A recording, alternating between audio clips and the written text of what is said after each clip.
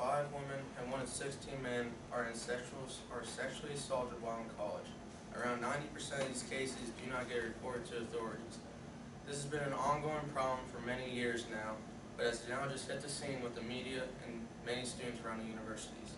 Colleges and universities are being accused of hiding sexual assault cases from the media and students. The 3 issues I will be talking about today is how common and how much it affects the universities, the prevention of sexual assault, and how the media impacts it.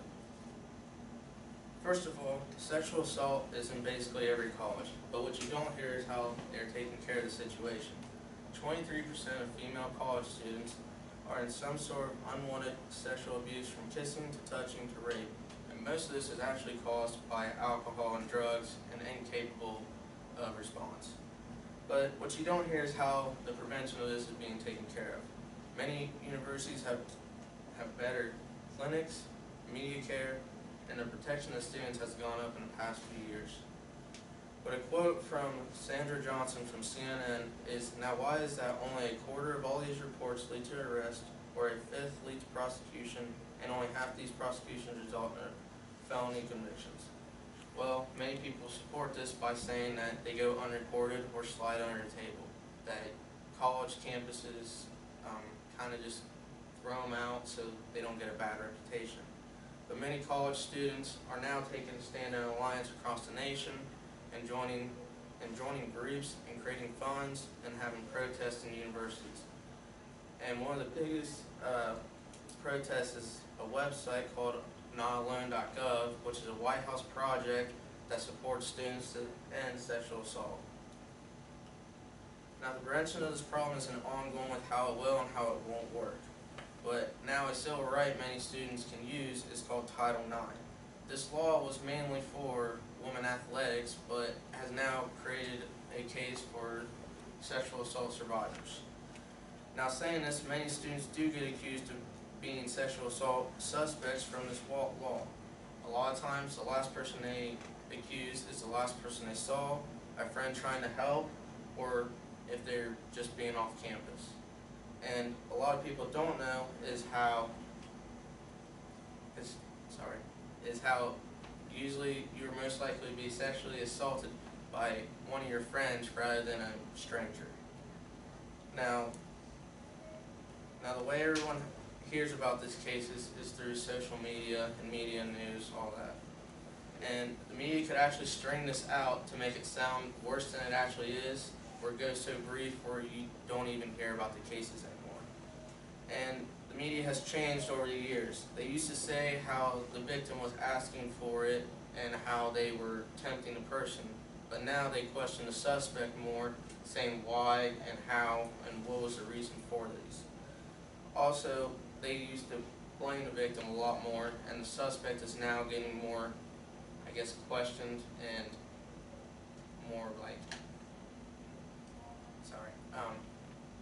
more prosecuted towards each other.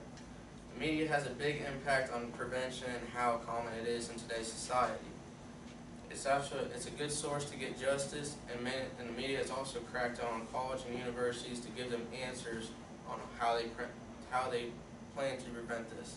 And this has caused the universities to create better media cares and prevention clinics. The disadvantages of the media is people trying to get attention and actually making the situation worse than it is.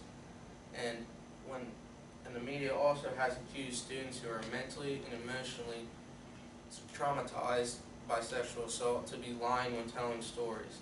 So when their story doesn't add up with the suspects, they are accused of lying or get even accused of why they didn't go to authorities sooner. But the media can protect the person's identity so it's not so embarrassing. And the main thing for this is protecting the people who are victims and suspects in this, as even if you are a victim, it can cause you to lose your job, not be able to get a job, and have a bad reputation. But even if you are being a suspect and you are found guilty or not guilty, you can still lose your job. And I mean, it'd be kind of hard just to even walk around a community without someone looking at you different.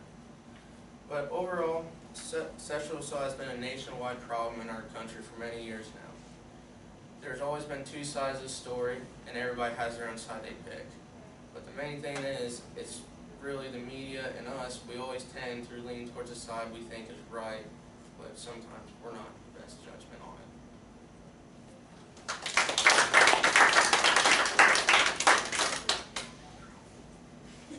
Yes. So if you were applying to a college and you got accepted, but that college was known for having multiple rape cases, would you commit to that college? Me personally, it kind of doesn't affect guys as much as it does girls, as in, if it's more like a party school, then you can expect more like sexual assault cases to happen. But it's also like where you put yourself in those situations too, because a lot of people do end up getting like sexually assaulted in bad situations when they're not capable of response or anything. Yeah. What has happened to the people that falsely accuse other people of rape? A lot of people actually kind of go back and try to sue the person. There's a big incident with a UNC middle linebacker right now. He was falsely accused of raping a girl, and he's actually suing a girl for $250,000. And it kind of has ruined his whole career, as where he can't play football and he's been kicked out of college just from that one incident. So there's no way of that student getting accepted back into that college or even playing football? No, he didn't. He's not going to be accepted back in that college, but he did apply to a junior community college around there, and I think he plans on playing football for them and trying to go back and do football at a different school. But the college is in, The college won't accept him back. even though he was falsely accused. Yeah. So how are authorities able to determine if a victim is falsely accusing someone of rape or if they're really telling the truth? A lot of it has to go with suspects and if stories actually do line up.